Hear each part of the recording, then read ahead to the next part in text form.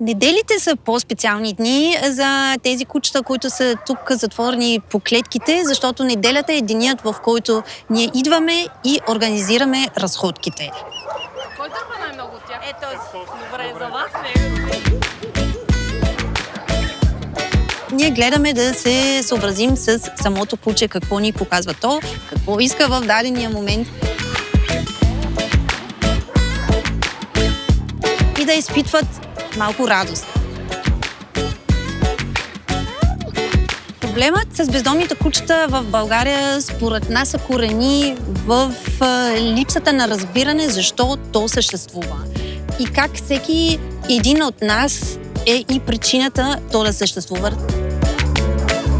Всеки един човек има тази нужда да се грижи за някой. В нашия случай за кучета.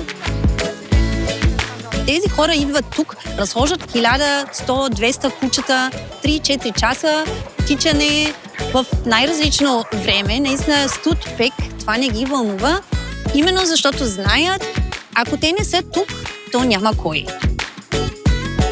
Така да се каже, бих казала, че бандата е чудо от много събрана позитивна енергия на много хора и създаде една страхотна общност.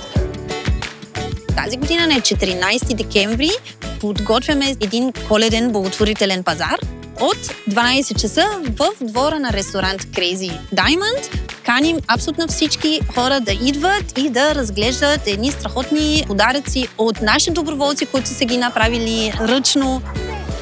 Всеки един продукт, който ще се купува там, прави добро.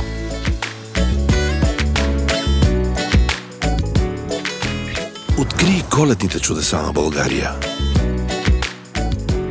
Виж ги всички на Чудесата БГ.